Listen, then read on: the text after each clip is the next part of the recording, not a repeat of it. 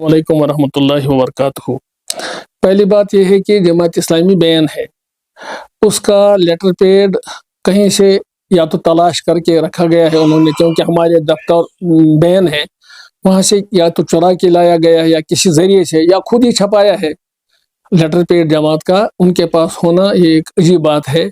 इसलिए अंदाज़ा ये है कि शायद खुद ही लेटर पैड पे छपा के उन्होंने इस नाम से जो उन्हें कहना था वो इस लिहाज से उन्होंने आगे लोगों तक पहुंचाने की कोशिश की है। तो हम समझते हैं कि इसमें जो बातें हैं वो सब बातें दुरुस्त नहीं हैं। मसलन पहली बात ये उन्होंने कही है कि ये पैनल जो है इसको अवाम का एतमाद, जमात का एतमाद नहीं है।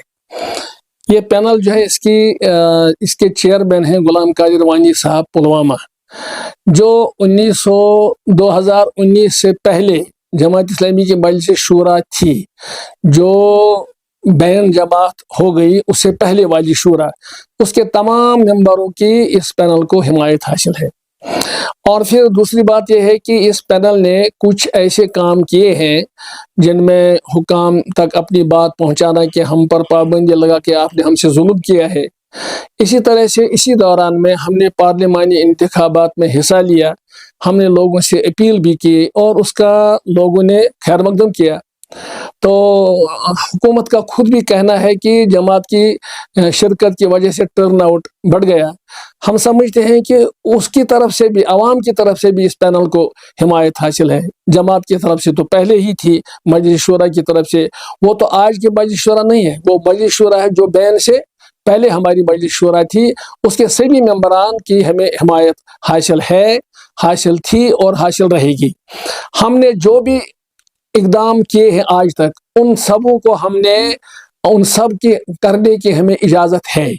जहाँ तक आज का ताल्लुक है कि हम आज इंतखाबी अमल में हिस्सा ले रहे हैं, तो ये एक मजबूरी है, जो मजबूरी इस तरह से पैदा हो गई। हम समझते थे कि इंतखाबात में हिस्सा लेने के बाद हमारा अंदाज़ा था कि हम पर से बैन उठाई जाएगी, लेकिन बैन कंटिन्यू हो गई। कंटिन्यू होने के बाद हमारे लिए मसला पैदा हो गया। बैन उठने की सूरत में हम पूरी कुव्वत के साथ एज ए पार्टी इंतखाबात में हिस्सा लेने का मन बना चुके थे, लेकिन जब बैन नहीं उठी तो फिर हमने ये सोचा कि हम कौन सा रास्ता इख्तियार करें। हमारे पास एक रास्ता यह था कि जो पार्टियां यहाँ इंतखाबी अमल में हिस्सा ले रही हैं, तो वो भी हमारे हक में आवाज़ उठाई है, चाहे वो सियासी पार्टियां हैं या दीनी पार्टियां हैं। हम पर जो पाबंदी लगी सबों ने उसकी मजम्मत की, लेकिन हमें एक मुश्किल ये दिखाई दिया कि जो लोग पार्लियामेंट में चले गए यहाँ से मुंतखब होके, उन्होंने वहाँ रियासत के कई मसाइल को उजागर किया, लेकिन जमात की बैन का उन्होंने जिक्र नहीं किया। इसलिए हमने कहा कि ये लोग हिमायत कर सकते हैं, पब्लिक जलसों में कर सकते हैं, या अपनी पार्टी की हद तक या उनकी पार्टियों के सरबराह बोल सकते हैं कि जमात पर पाबंदी नहीं होनी चाहिए, लेकिन किसी ऐवान में पहुंचकर शायद ये ऐसा नहीं कर सकते हैं। शायद यह रवैया असेंबली में भी उनकी तरफ से रह सकता है।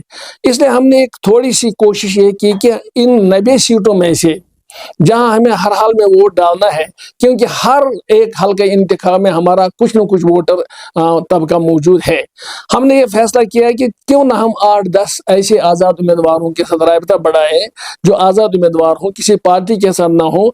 उनसे हम ये इकरार लें कि अगर उनमें से कोई मुंतखब होता या सब मुंतखब होते हैं तो असेंबली में हमारी बैन जो है इसको उठाने की आवाज़ उठाए।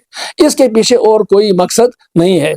लेकिन इस लेटर फार्म के जरिए ये कहा गया है कि ये बीजेपी का या शिवसेना का उन्होंने इनको उन्हीं की तरफ से ये कोशिश हो रही है, वो यही उन्हीं की कोशिश है, इस पैनल को उन्हीं के साथ कुछ राबता है।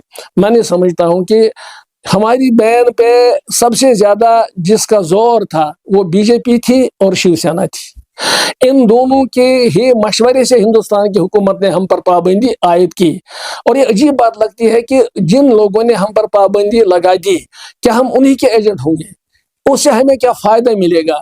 ये मैं समझता हूँ सरासर ज़्यादती है, जुल्म है और लोगों को गुमराह करने की एक कोशिश है। कौन कर रहा है ऐसा? कोई हम नहीं कह सकते क्योंकि इस पे नाम नहीं लिखा है।